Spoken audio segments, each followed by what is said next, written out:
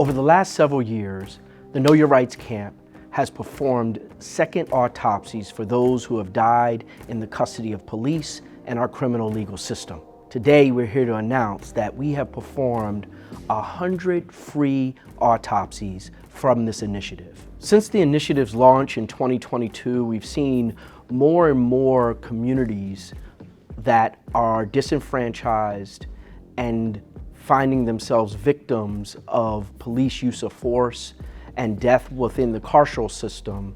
We've seen individuals become more aware of the initiative. We've seen individuals and families engage and ask for support from this initiative and ensuring that they have access to free second autopsies. So there has been instrumental growth of this program over the last several years. Can you imagine getting a phone call from local police department or the local jail that your loved one has died? You had just talked to them on the phone. They just sent you a letter. There was someone that had just visited them, and now you're getting a phone call that they're dead. Well, communities have been impacted by deaths that have occurred in custody for centuries, quite frankly. These communities are disenfranchised. They're black and brown, they're poor white communities. And so the impact of this type of program, the impact that Know Your Rights Camp Autopsy Initiative is having, is giving a voice to the voiceless. Independent autopsies I look at as second opinions. If someone has died in the custody of our legal system, died at the hands of police, and you're not getting the information that you want from the local coroner or the local medical examiner, or the information that you're getting is not quite as clear as you want it. A second autopsy or an independent review of that material becomes extremely important, but it's expensive. It's expensive and often expensive to the point where a family could not afford it on their own. And so Know Your Rights Camp Autopsy Initiative providing the resources to have that independent review becomes important. In this country, as we stand here right now, there is not reliable data collection surrounding those that are dying at the hands of police or in our jails or prisons.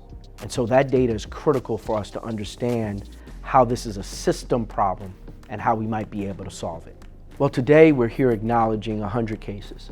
100 cases where we performed second autopsies on individuals that died at the hands of police or in our jails or prisons. And in those 100 cases, I've had the opportunity to talk to many families. And those many families have been so thankful for us being involved. So thankful that we picked up the phone and were able to answer their questions. So thankful that we saw their son or sons as human. This is not a service that a family wakes up and is looking through the proverbial yellow pages, trying to find someone who will do a second autopsy on their loved one who died at the hands of police or in jails. This is not a service that I wish any family would need, but unfortunately it's a service that is necessary. And it's the only service in this country. It's the only service in this country that provides free second autopsies for individuals that are dying at the hands of police or in our criminal legal system. So my call out to families is that you're not alone. There's a whole group of people. There are forensic pathologists, there are lawyers, there are advocates, there are administrators that are standing by and waiting and improving systems so that we can perform this second autopsy for you. We can give you that second opinion. And so be encouraged that we're here for you. Be encouraged that this exists, and be encouraged that Know Your Rights Camp is fighting for justice where injustice exists.